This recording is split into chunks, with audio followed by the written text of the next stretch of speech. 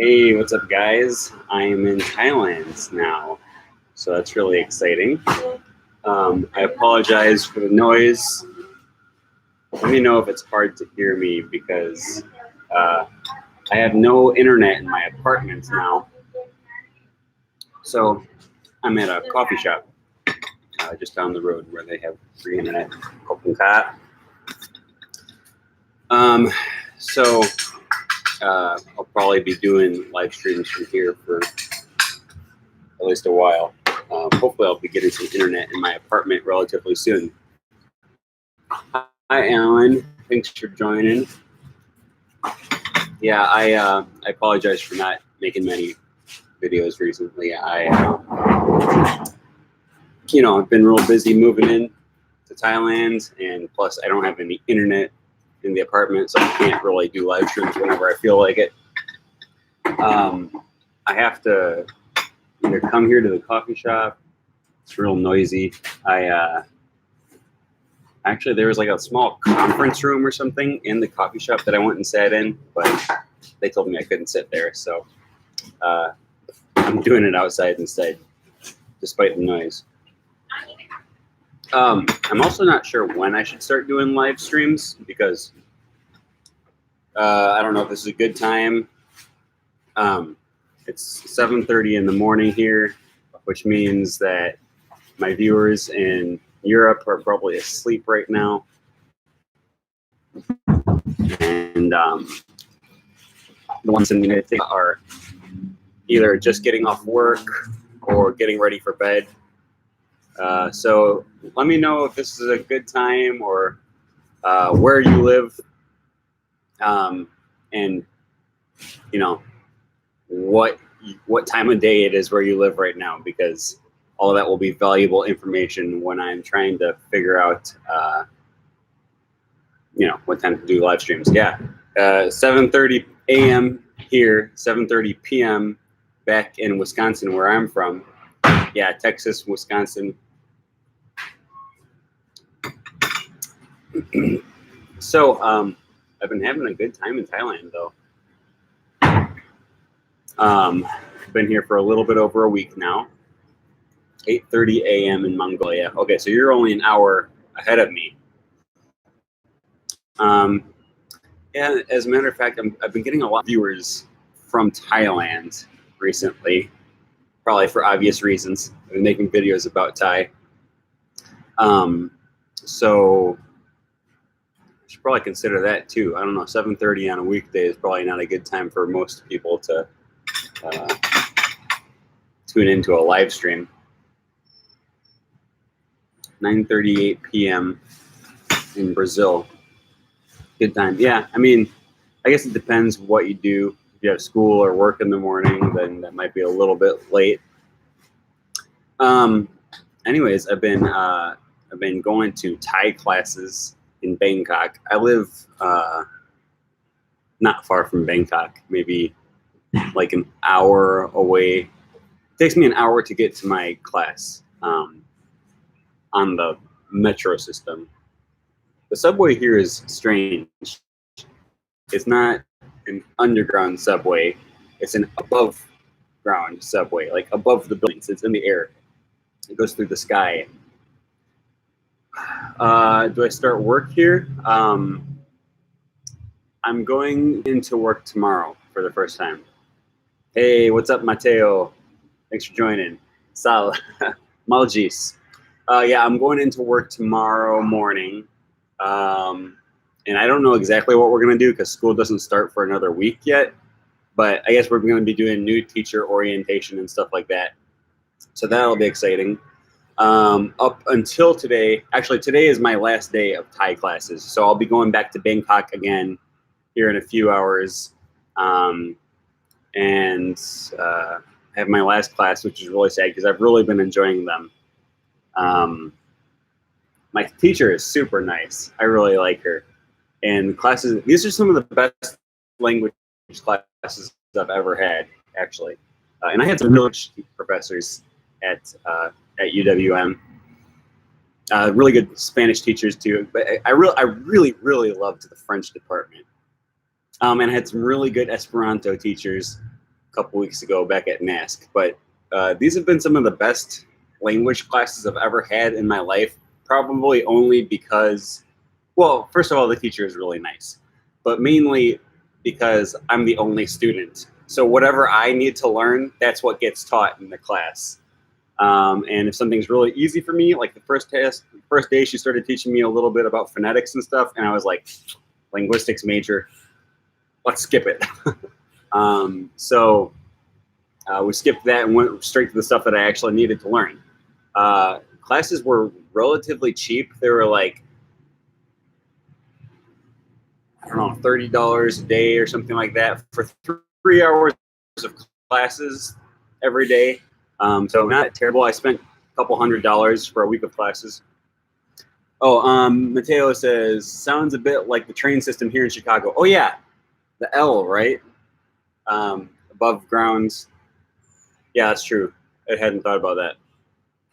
Alan says, so good luck in your first day of work tomorrow. Thank you. I don't know exactly what we're doing. I don't think we're actually going to be working. I think we're just going to be meeting like the other new teachers and maybe going to get our visa or something like that.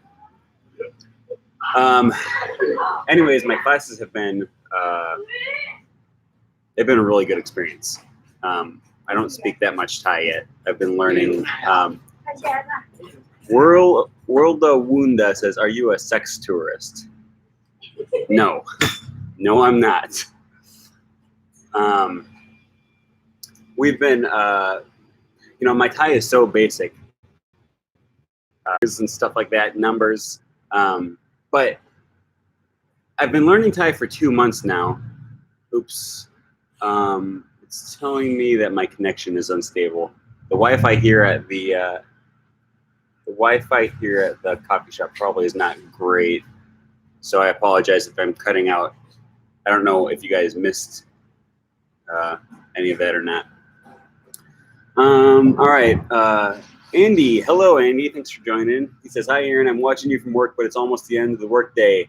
Yeah, we were talking a little bit earlier about what time is good for me to do live streams because, honestly, you know, time zones are going to be crazy. All of my viewers in Europe are asleep right now.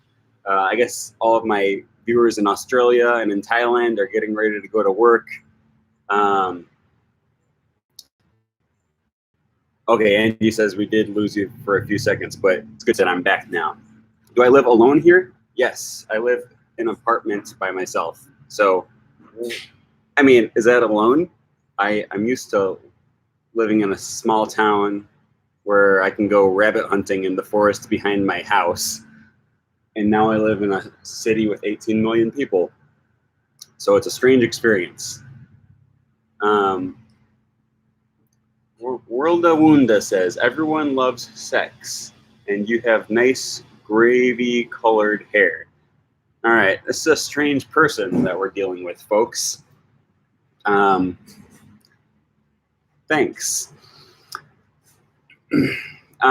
So anyways, these classes that I've been taking have been really basic. We've been working on colors, numbers, you know, how to say taxi, how to say tuk-tuk, basic stuff.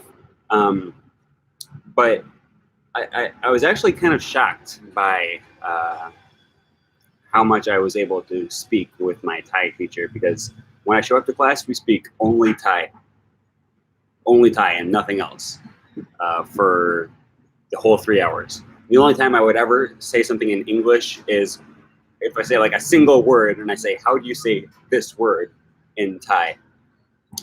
But we never communicate in English. And I wouldn't even say that phrase, how do you say X in Thai? I would say that in Thai as well. Pineapple, putwa arai, Pasa Thai putwa arai.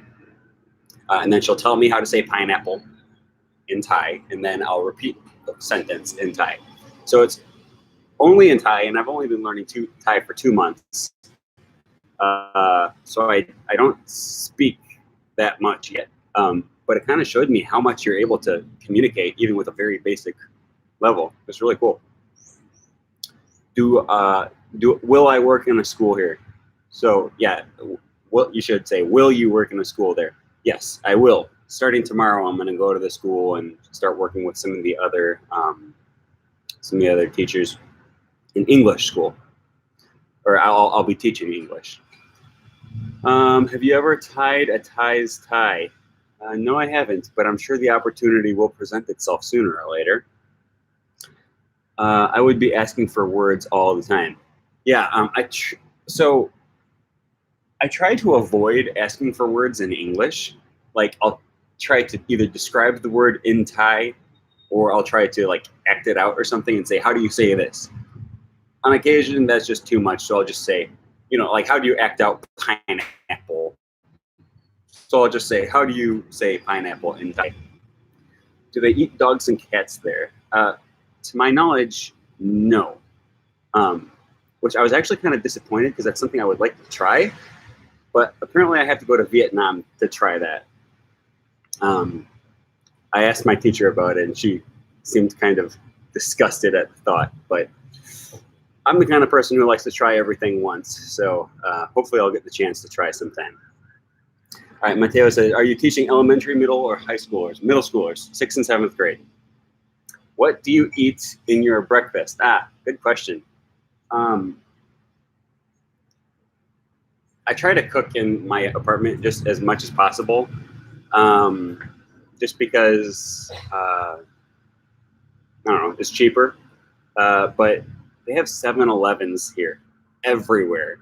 And for those, I don't know if 7-Eleven is all over the world. It's just like a gas station or a convenience store. But literally there's like 6 7-Elevens per block.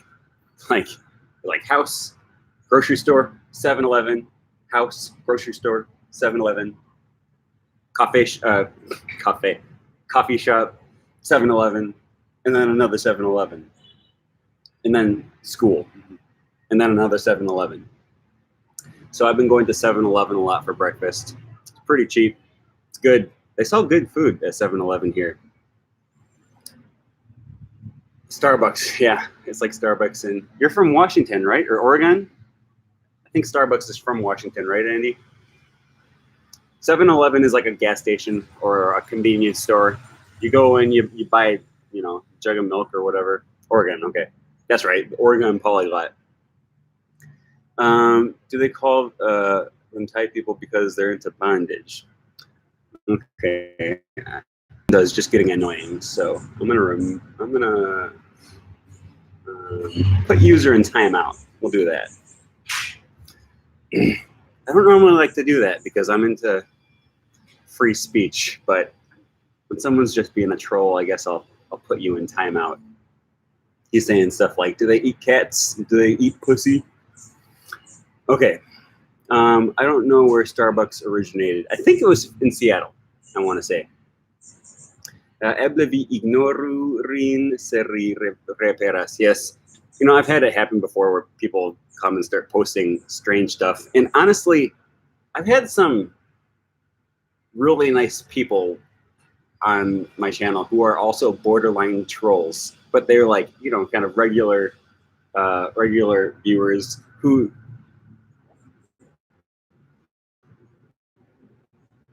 they're not real trolls, but they just kind of push the edge a little bit. And so I like to, I don't know, I let people say what they want to say usually, but this guy is just getting overbearing.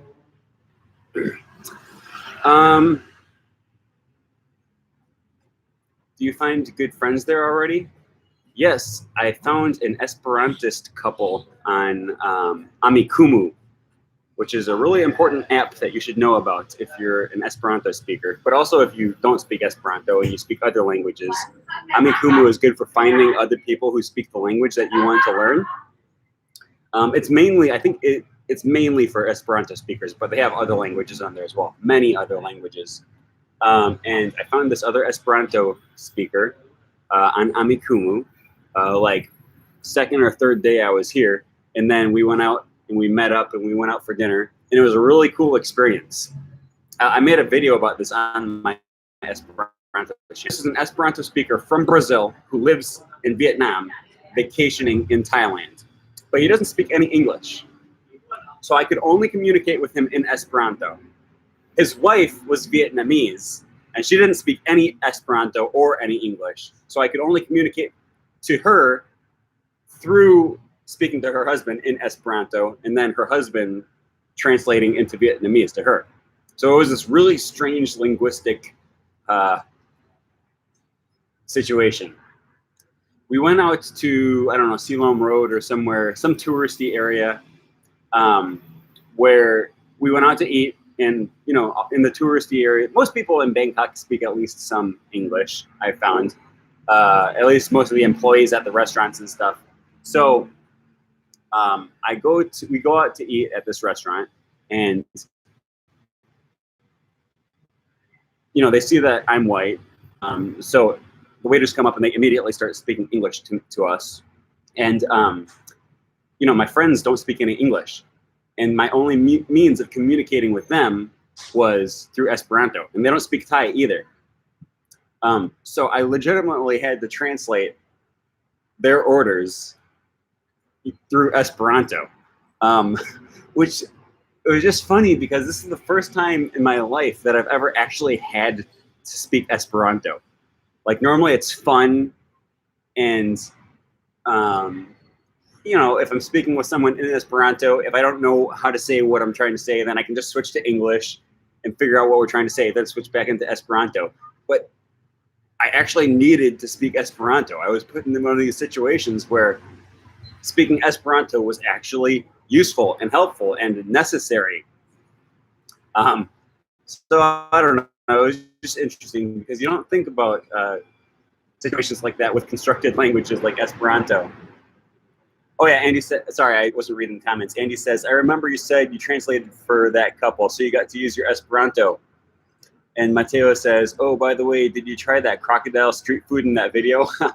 I didn't try the crocodile street food in the video, but I have eaten crocodile before, and it's pretty good. So I'm not opposed to trying it again.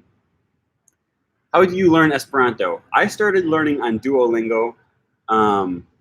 You can just show up to Esperanto events, and people will gladly accept you, and Esperanto speakers are some of the nicest people I've ever met. So I would recommend it, especially in Brazil. There's a lot of Esperanto speakers in Brazil, so you should look into it. I have been learning Thai since I've been here. Like I said, I was kind of shocked how much I was able to communicate, because I've only been learning for 2 months, and Thai is supposed to be one of the, you know, like a really difficult language for, at least for English speakers to learn. And I haven't been as diligent with learning Thai several weeks leading up to coming here because I was, you know, in Esperanto. I was in NASC learning Esperanto those weeks. So it was like, I was a little bit nervous about how much I would be able to communicate, but I surprised myself in being able to say a lot more than I expected. Since I want to be a multilingual tour guide one day, I think it would be interesting to learn it and give tours in it, but there are other languages I'm more interested in learning first. Yeah, Esperanto is one of those things that, like, you wouldn't, until you learn it, at least until I had started to learn Esperanto, I didn't understand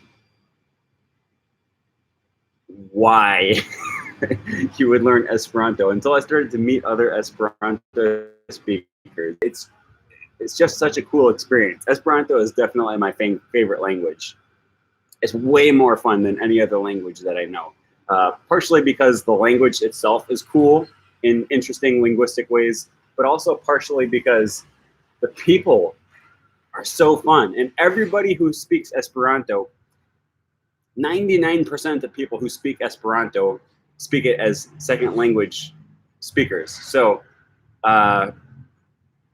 you know, so they're interested in the language. They're speaking it because they want to, and they're willing to help you, as opposed to like someone who speaks Thai and they're just trying to do their job and, you know, sell you a cup of coffee.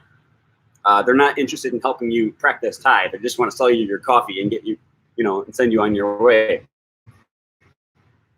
I could talk about Esperanto all day, so don't tempt me. Alan says, good, I'll search about Esperanto so because I live here in Brazil, haha.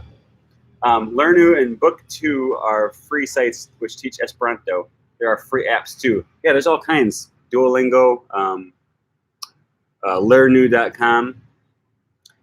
Mateo says, yeah, I completely agree about not understanding Esperanto until you learn it. It's just too abstract to fully get behind until you really dive into it. Yeah, spend a week learning it on Duolingo and like watch a few YouTube videos about it. Watch Evil Dia. You can watch some of my channel. Actually, you probably won't be able to understand my channel because it's all in Esperanto. My Esperanto channel. Watch Esperanto variety show. And or read about it on Wikipedia. That was one of the things that I did. I started reading about it in Wikipedia, and I'm like, there's no way there's 2 million people that speak this made-up language, and there's thousands of native speakers of a made-up language, and they have conventions and clubs and parties in every city in the world, and it's a made-up language. And I started reading more and more about the culture and stuff on Wikipedia, and I was like, this is so interesting. And I didn't actually really intend to dive headfirst into Esperanto. I just wanted to kind of see what it was like.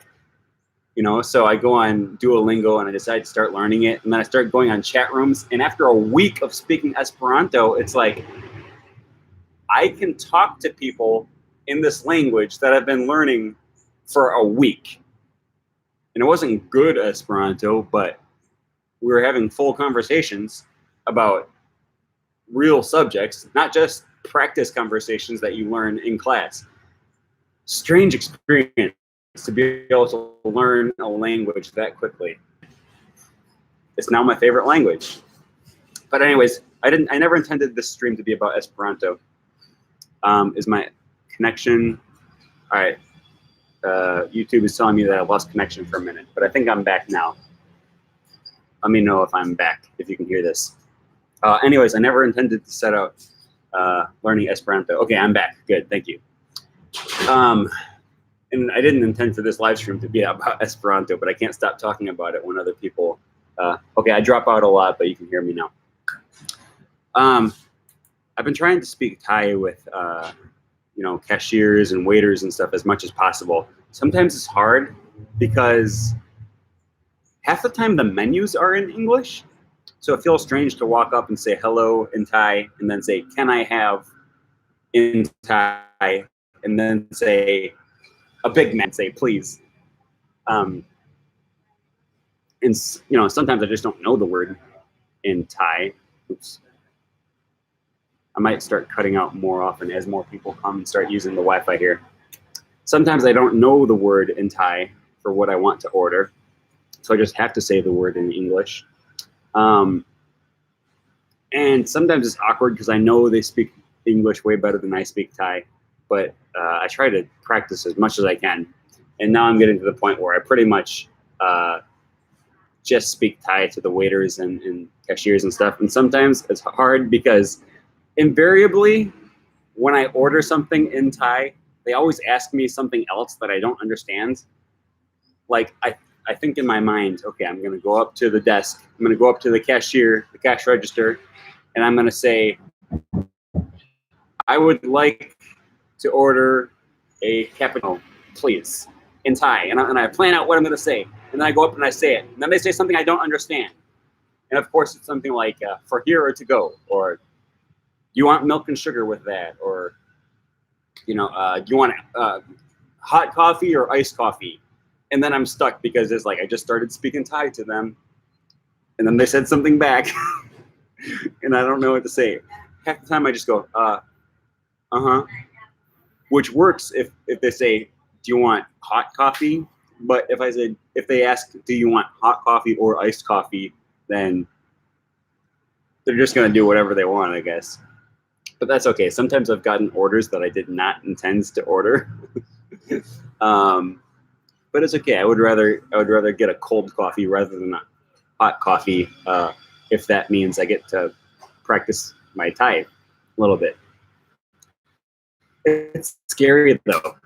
You know, I always talk about telling people to practice their languages as much as possible, and to not be scared and to be bold. You have to be confident when you're speaking your languages, but it's scary. And sometimes I forget that when I'm not, you know, when I'm back in America. speaking 90% of the time, or 99.9% of the time, with other English speakers. I forget how scary it is to speak languages to other people. It's nerve-wracking, but you know, it's good exercise to get back into remembering. You know, that sometimes you have to put your pride aside and just be a language learner and make mistakes, and just try not to worry about it. So, what else can I talk about? I hope I'm still here. I haven't seen any comments for a while, so hopefully y'all can still hear me. I'm gonna try to keep learning Thai all year, if I can. Not if I can. I'm gonna try to keep doing it. Hopefully by the end of the year, I'll be fluent in Thai. You know, it took me less than a year to get fluent in Spanish, living in Central America. But then again, Thai is a lot more different than Spanish. Thai and English are a lot more different than each other than Thai and English. And it's been interesting learning Thai, seeing how different a language can be from the Indo-European languages that I'm used to speaking. Because, you know, you think, oh, French is very different from English. Spanish is so different. You have all these verb endings, you know, tengo, tienes, tiene, tenemos. You know, it's like, that's a strange thing. Spanish is so different.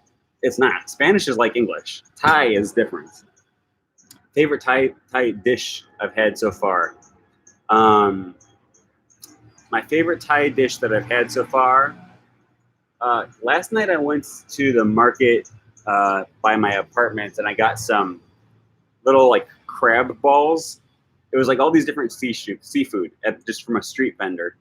It was like crab balls, shrimp balls, squid balls, salmon balls, and tuna balls, and they were really good. I enjoyed it, like fried balls on a stick. Hi, Jules. Thanks for joining. I'm finally in your time zone now, so you won't have to stay up till 2 a.m. watching me anymore. Okay. Oregon Polyglot says, what kinds of food do you buy for breakfast at 7-Eleven? I've heard that 7-Eleven in Japan has bento lunches. So they have these, they have lots of like sandwiches that I usually get for breakfast. I still have they heat them up for you. I already ate mine this morning. They heat them up for you, and then you know, they're little sandwiches that come in, just regular pre-wrapped sandwiches that you could buy like at a 7-Eleven probably in the U.S. But then they take them out and they put them in this little like panini press or something, and they heat it up for you and they put it in this little thing, and they're really good. So I've gotten a few of those a few times.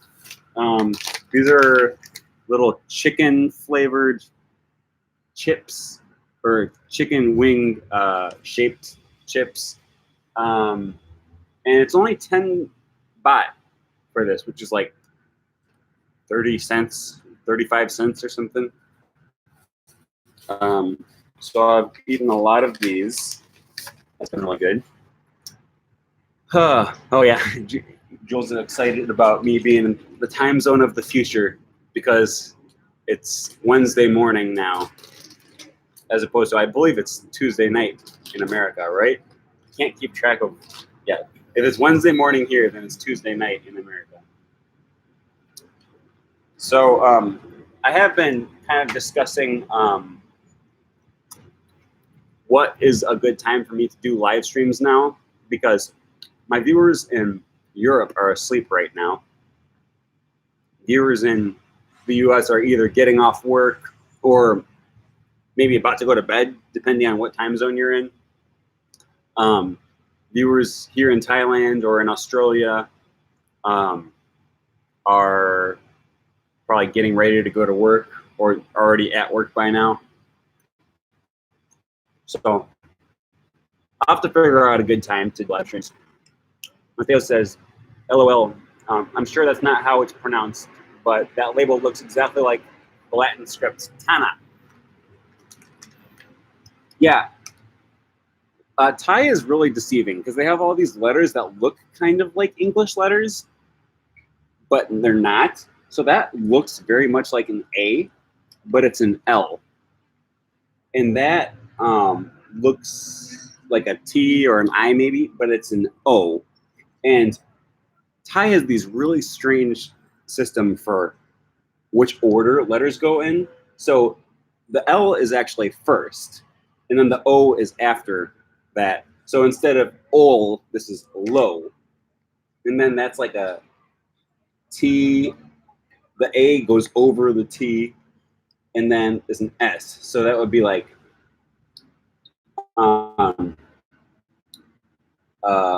lota. And S is pronounced like a T when it's at the end of a word. I think that would be lotat. My Thai isn't that good yet.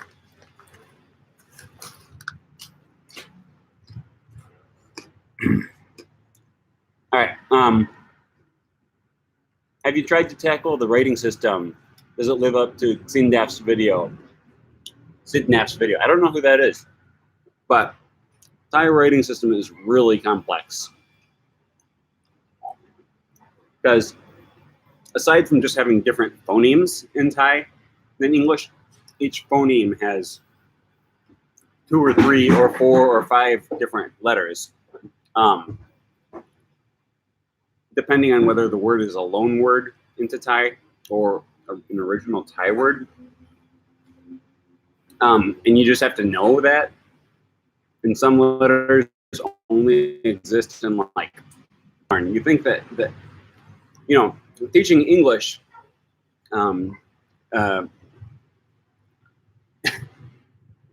last semester teaching English to Burmese refugees made me realize how hard English is and like how little the rules make sense of English spelling. But Thai seems like it makes even less sense. And then you just have to know which vowels come before the consonant and which vowels come after the consonant, and which vowels go above the consonant and which vowels go below the consonant. It's tough. It's really hard.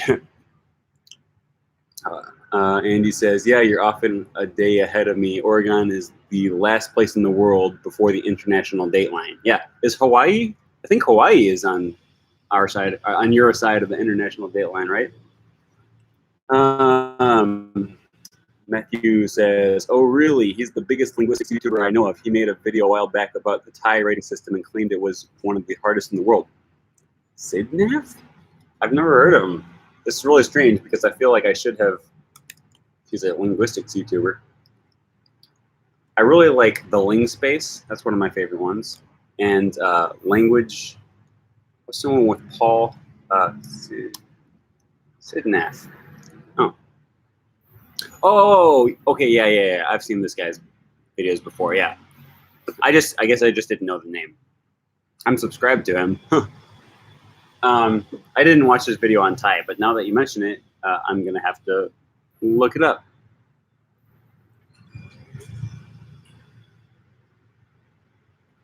Makes videos about linguistics. Yeah, I don't know. That's a very interesting name. So I feel like I should have remembered that name. Okay. Oh, okay. One of the last. Yeah, Hawaii is pretty much the last, except for a few lesser-known island nations. Okay. What was I going to say? Oh, yeah. So I've been live streaming for a few years now. But, well, over a year at least. But I have very little experience watching other people's live streams until just a few weeks ago. I started watching one of my Esperanto teachers who does live streams on Twitch. And that was a strange experience for me because it was the first time really being on the other side of the screen and like watching her talk. And then I want to say something, so I start typing something on my phone. Do I still send the message now? Oh, okay, I think I lost connection, but I think I'm back now. So like she would say stuff on the live stream, and then I would type out a message, and then by the time I finished the message, she would be on to something else. So that just kind of opened my eyes to what it's like to be on the other side of the screen. So I guess I just want to say that, you know, I welcome comments at all times, and it very often happens that someone will leave a comment and I won't see it until 5 minutes later or something, but that's okay. I'm okay with that. If you ever feel the need to say anything at all, as long as it's relevant, not like this, what was the guy's name? World Wound. Just don't be a troll, and you can say whatever you want. All right, I'll have to check out Linguistics. Thanks for reminding me. LOL. Yeah, Linguistics is definitely one of my favorite.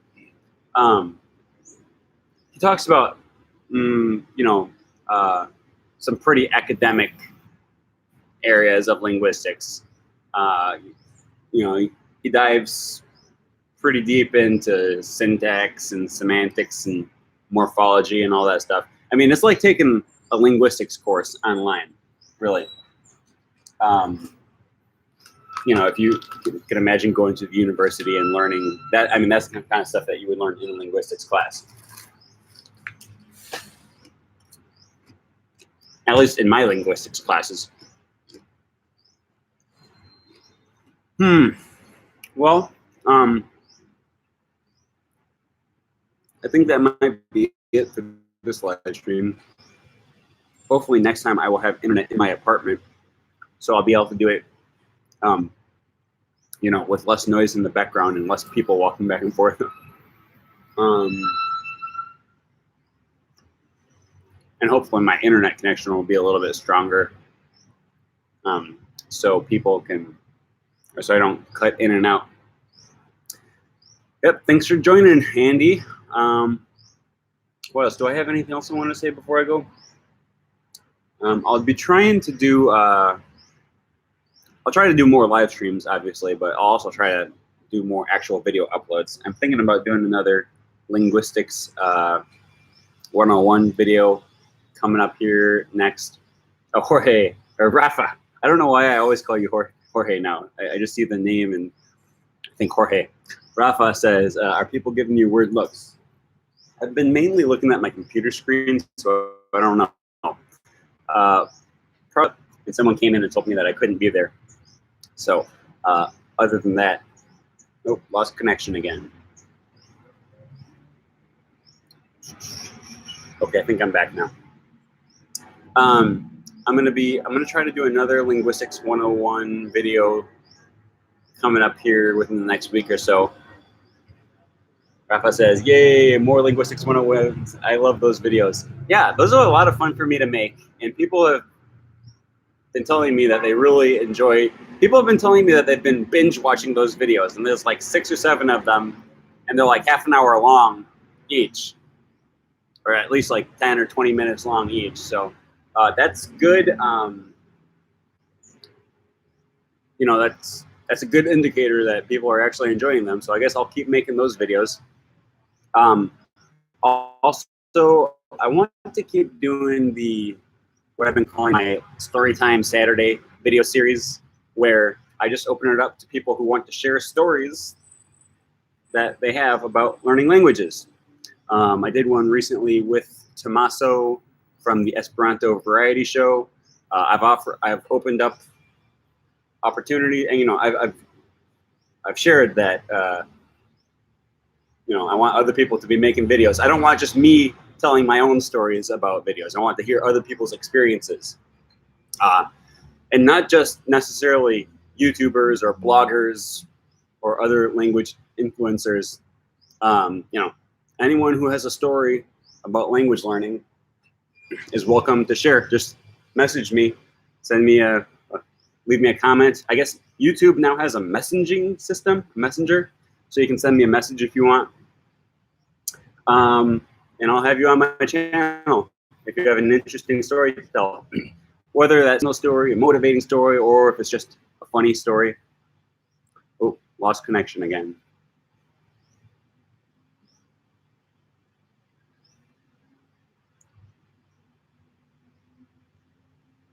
Okay, I think I'm back now. Am I back? Anyways, all that to say, if you have any kind of story that you want to share, let me know. Just send me a message, and I think it's beneficial for people to hear other people's experiences about learning languages, so we can learn from each other. Rafa says, I've been leading the language instinct on your recommendation, and your videos have helped me understand it better. Yeah, that's by Steven Pinker, who is one of the most famous linguists out there. Actually, he's like a psycholinguist. He's a psychologist, but he does a lot of really interesting book for people who don't know much about linguistics. It's not, I think it's a pretty easy book to read. It's not the easiest book to read. Like he gets kind of deep, but he does it he explains some pretty deep linguistics principles in a way that's easy for most people to understand, I would say. I guess for those of you who have read the book, you can chime in on whether you agree with that assessment or not. Steven Pinker does a good job of making things understandable, in my opinion, even complex subjects. And here's a little brag on myself. I recently did a YouTube search. Like, I opened up an incognito tab so that I wouldn't remember my search history and bias my results. And the first result was me. Lost connection. Okay, Rafa says, I agree. I can understand most of it. So I'll admit he loses me sometimes. Yeah, it gets pretty deep. But anyways, I think I was saying before before I lost connection, I opened up an incognito tab and did a YouTube search for Linguistics 101. And the first result was me, and the second result was Steven Pinker. So I beat out Steven Pinker. That was a pretty good feeling. Although it's not a competition, but you know, it's Steven Pinker, so I was kind of excited about that.